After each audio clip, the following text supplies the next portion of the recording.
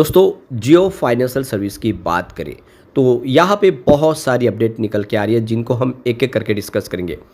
जियो financial बहुत सारे देशों में रोड शोज कर रहे हैं क्योंकि कंपनी नए निवेशकों को अपनी तरफ लाना चाहती है और इसके लिए कंपनी दुबई कतर में रोड शोज कर रही है जिसके माध्यम से निवेशक उनकी तरफ आए, अपने बिजनेस मॉडल को उनके साथ में शेयर करेंगे। कंपनी बहुत बड़ा करने की प्लानिंग कर रही है। यहाँ पे कुछ और नई अपॉइंटमेंट हुई है, मैनेजमेंट में कुछ बदलाव हुआ है। कंपनी को लगातार रेगुलेटरी अप्रूवल मिल रहे हैं, बहुत सारे बिजनेस शुरू करने की तैयारी और बहुत सारे बिजनेस शुरू हो चुके जो गेम चेंजर होंगे, यानी आने वाले समय इस पूरे सेक्टर में छा जाने की तैयारी है। यानी आप समझ सकते हो जियो फाइनेंशियल का शेयर आने वाले समय कमाल कर सकता है। तो यहाँ पे इन सारी बातों को एक एक करके समझेंगे और आज जो गिरावट हुई इसके पीछे वजह बाजार में गिरावट, और इस गिरावट में सबसे बड़ा योगदान है एफआई का। एफआई ने आज इस महीने में सबसे बड़ी बिकवाली की है। तो क्या है आगे क्या सिग्नल, क्या एफआई बाजार में फिर बिकवाली करेंगे, जानने की कोशिश करेंगे इस वीडियो के माध्यम से। लेकिन फ्रेंड्स उससे पहले अगर आप पहली बार हमारे चैनल पे आए तो चैनल को सब्सक्राइब कर दीजिए, एक बेल आइकॉन दबा दीजिए ताकि जब भी नया वीडियो बने पहला नोटिफिकेशन आपको मिले। वीडियो पसंद आए तो लाइक से जरूर कीजिए।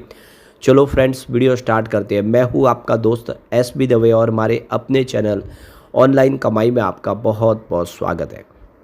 तो सबसे पहले बाजार की बात कर ले। आज बीएसई सेंसेक्स 81,691 के स्तर पे क्लोजिंग दी है, तो 823 पॉइंट की गिरावट थी, 1% के आसपास गिरा बीएसई सेंसेक्स। तो सुबह शुरुआत हल्की सी पॉजिटिव हुई थी लेकिन उसके बाद में गिरावट का दौर शुरू, एक तरफा गिरावट हुई, प्रॉफिट बुकिंग हावी होगी। आज डीआई ने बाजार में इस गिरते बाजार का पूरा फायदा उठाया और पूरे महीने में सबसे शानदार खरीदारी की है। ऐसी खरीदारी इन्होंने 6 तारीख को भी की थी। तो आज 21,386 करोड़ का ज़बरदस्त निवेश किया है डीआई ने, सामने 11,992 करोड़ की उन्होंने बिकवाली की है। तो उनकी जो खरीदारी का आंकड़ा निकल के आ रहा है वो 9,393 करोड़ का है। 9,300 करोड़ का भारी भरकम निवेश किया है और उतना ही 6 जून को भी किया था, 9,342 करोड़ का निवेश। और इस महीने में अब तक डीआई ने 41,109 करोड़ का फ्रेश इन्वेस्टमेंट कर दिया। डीआई पिछले कई महीनों से बाजार में खरीदारी करे क्योंकि इंडिया की इकोनॉमिक जो ग्रोथ है उस पर डीआई को पूरा भरोसा है, आने वाले समय इंडिया बेहतर करेगा। आज लेकिन एफआई ने बिकवाली कर दी है। तो आज एफआई ने 11,656 करोड़ का फ्रेश इन्वेस्टमेंट किया लेकिन सामने 15,488 करोड़ की बिकवाली कर दी। तो उनकी जो बिकवाली निकल के आ रही है वो 3,831 करोड़ की है। 3831 करोड़ का उन्होंने माल बेच दिया है और इस महीने में अभी 3 बार उन्होंने माल बेचा है। कुल मिला के 3,548 करोड़ की उन्होंने बिकवाली की है। लेकिन उनकी बिकवाली के सामने खरीदारी बहुत ज़्यादा है डीआई की, इसलिए चिंता की बात नहीं। जियो फाइनेंशियल की बात करें तो 296 पर आज क्लोजिंग देखने को मिले, 2.15% की बड़ी गिरावट हुई। फाइनली स्टॉक फिर से एक बार 300 के नीचे आ गया और यही चिंता की बात है। 303 पे आज शुरुआत हुई थी पॉजिटिव, लेकिन गिरावट का माहौल बना के स्टॉक आ गया नीचे। अब यहाँ पे जो बड़ी अपडेट निकल के आ रही है, जियो फाइनेंशियल ने जो एक्सचेंज को जानकारी दी है, कंपनी की यहाँ पे तरफ से देखें तो एक इंस्टीट्यूशनल इन्वेस्टर मीटिंग होने जा रही है। यह एक रोड शोज होगा, आप देखें 15 जून 2025 को होने जा रहा है और ये non deal roadshows with Citigroup होगा। इन पर्सन कतर में होगा ये रोड शोज और आप देखिए ये 1-to-1 ग्रुप मीटिंग होगी। इससे पहले ऑलरेडी हमने पिछले वीडियो में डिस्कस किया है जहाँ पे दुबई में भी ऐसा ही रोड शो करने जा रही कंपनी। लगातार ये रोड शो जो है इसके पीछे सबसे बड़ा वजह है कंपनी बड़े निवेशकों को अपनी तरफ प्रेरित करना चाहती है, अपनी तरफ निवेश के लिए आकर्षित करना चाहती है। तो इसीलिए अलग अलग रोड शोज हो रहे और कुछ बड़ा करने की प्लानिंग है, काफ़ी सारे निवेश की जरूरत है। ऐसे में आने वाले समय जियो फाइनेंशियल कुछ बेहतर करता हुआ दिखाई देगा। अब जो एक और बड़ी अपडेट निकल के आ रही है, म्यूचुअल फंड का बिजनेस कंपनी शुरू करने जा रही है और इसके लेकर ऋषि कॉली को बड़ी जिम्मेदारी सौंपी गई है।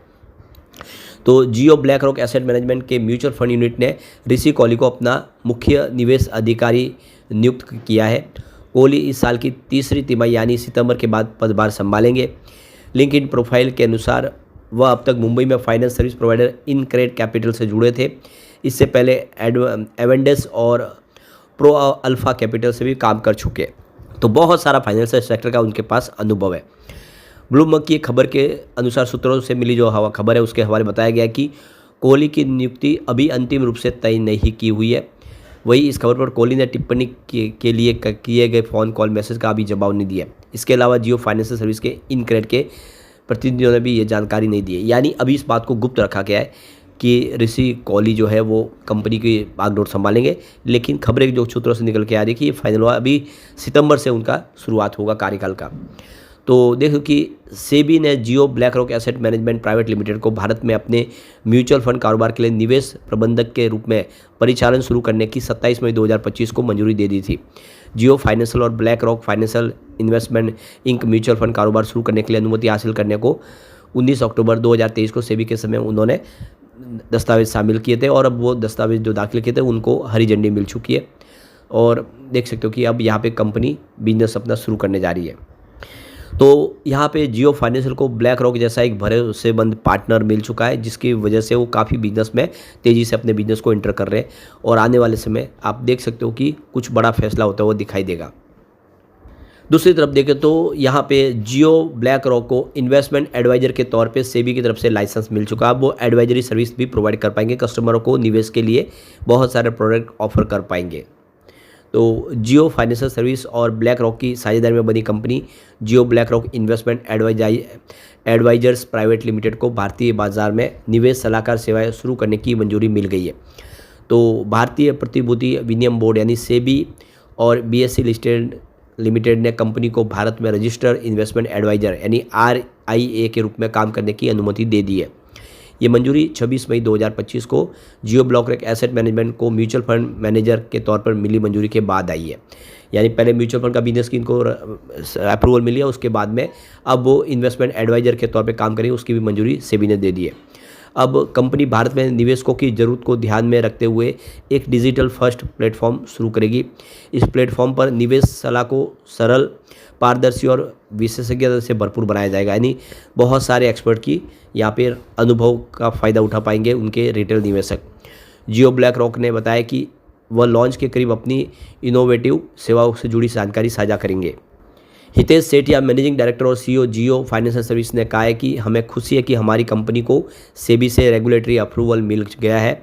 यह जियो और ब्लैक रॉक की साझेदारी में एक अहम मील का पत्थर साबित होगा। भारत के निवेशक अब तेज़ी से ऐसी सेवाओं चाहते हैं जो उनकी ज़रूरतों के मुताबिक हो। हमारा उद्देश्य है विश्व स्तरीय सलाह को सुलभ बनाना, यानी हर किसी के बस में हो। ब्लैक रॉक के chief operating officer Rob Goldstein ने कहा है कि भारत दुनिया की सबसे तेज़ी से बढ़ते हुए निवेश के बाजारों में से एक है। उन्होंने आगे कहा कि ब्लैक रॉक जियो को हमारी ग्लोबल विशेषज्ञ और ब्लैक रॉक की जो टेक्नोलॉजी है उसका पूरा फ़ायदा मिलेगा। वही जियो की डिजिटल पहुंच और लोकल समझ साझेदारी को और मजबूत बनाएगी।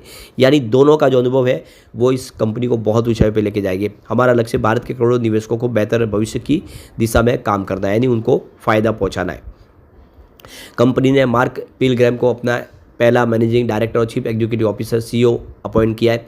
मार्क के पास 25 साल से ज़्यादा का अंतर्राष्ट्रीय फाइनेंशियल सर्विस का अनुभव है। उन्होंने पहले ब्लैक रॉक में यूरोप, मिडिल ईस्ट और अफ्रीका के क्षेत्रों में इन्वेस्टमेंट ट्रस्ट और क्लाइंट स्ट्रेटेजी के वरिष्ठ पदों पर काम किया है। उन्होंने ब्लैक रॉक के iShares EMEA में चीफ ऑपरेटिंग ऑफिसर और स्ट्रेटेजी हेड के रूप में भी काम किया है, और जहाँ उन्होंने ETF कारोबार को भी आगे बढ़ाया। तो मार्क ने अपनी अपॉइंटमेंट पर कहा है कि मैं जियो ब्लैक रॉक का नेतृत्व करने के लिए उत्साहित हूँ।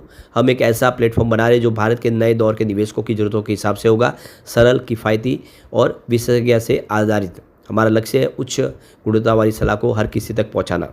तो बहुत अच्छी गुड न्यूज़ है, आने वाले समय जियो फाइनेंशियल बेहतर करता हुआ दिखाई देगा। लेकिन फ्रेंड्स, कोई भी इन्वेस्टमेंट करने से पहले अपने फाइनेंशियल एडवाइजर से एडवाइस ले ले या अपना खुद का रिसर्च करें, क्योंकि मैंने वीडियो आपके एजुकेशनल पर्पज़ के लिए ही बनाया। वीडियो पसंद आए तो लाइक शेयर जरूर कीजिए और चैनल को सब्सक्राइब कर दीजिए। Thank you friends.